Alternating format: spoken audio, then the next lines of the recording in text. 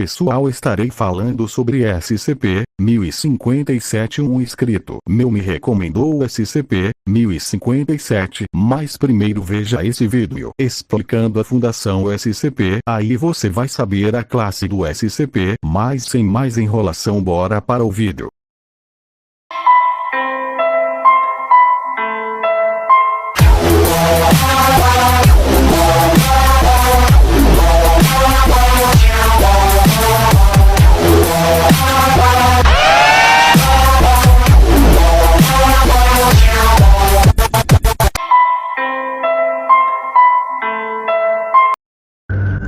Item número: SCP-1057. Classe do objeto: seguro. Procedimentos especiais de contenção.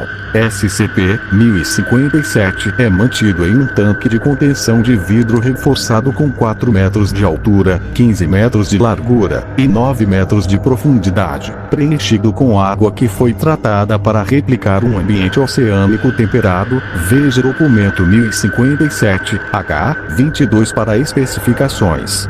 A vegetação no habitat de SCP-1057 deve ser mantida tratada 2 vezes por semana. Veja documento 1057-H-19 para mais especificações. Entrar no tanque de contenção de SCP-1057 é estritamente proibido durante os períodos 30 minutos prévios e posteriores da alimentação. SCP-1057 deve ser alimentado com uma fonte de 5 kg de carne e peixe cru a 3 vezes por dia. A cada 4 dias, essa carne e peixe deve ser injetado com corantes fluorescentes não tóxicos. Veja documento 1057-G4 para mais especificações. O tanque de contenção deverá ser iluminado com as lâmpadas ultravioleta. Descrição: SCP-1057 é um espaço vazio animado, com 5 metros de comprimento, com o formato de um tubarão-tigre na fase adulta, Galiocerdo cuvier. SCP-1057 não aparenta ter massa alguma. No entanto, permanece capaz de deslocar água por um mecanismo desconhecido. O índice de refração de SCP-1057 é aproximadamente o do ar, o que o torna parcialmente visível quando imerso em água salgada. Também, sua antissombra é discernível sob a fonte de luz forte. Experimentos que envolviam a inserção de objetos inanimados no corpo de SCP-1057 revelaram que não há nada lá. Entretanto, outros experimentos ao longo dessas linhas são contraditos, pois isso desencadeia um comportamento extremamente agressivo por parte de SCP-1057. O comportamento de SCP-1057 foi avaliado por ictiologistas da Fundação como estando dentro dos parâmetros normais para um tubarão-tigre na fase adulta.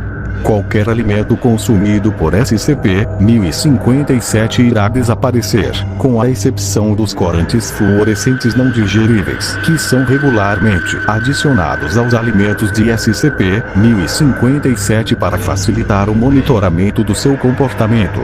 Estes corantes fluorescentes persistiram dentro de SCP-1057 por 5 a 9 dias e delinearam um sistema digestivo e circulatório. Houveram várias hipóteses para explicar como isso é possível, mesmo que nenhum tubarão de verdade tenha sido sugerido, testado e refutado até agora. Veja arquivo 1057-N4. Registro da aquisição. SCP-1057 foi capturado na piscina de natação pública de em Redigido, onde matou 2 nadadores e mutilou brutalmente um salva-vidas. 5 pessoas foram mortas devido a ataques de pânico. Funcionários da Fundação, embutidos no hospital local, imediatamente notificaram os seus superiores sobre o incidente. Os agentes de recuperação, então, chegaram no local e SCP-1057 foi eventualmente levado para a custódia da Fundação. Durante o exame forense das instalações da piscina, o documento 1057-K24 foi descoberto e estando guardado no balcão do gerente da piscina. Mesmo que o documento 1057-K24 seja de fato manuscrito, nenhuma marca que poderia ser feito pela pressão de uma mão foi encontrada. Amogus.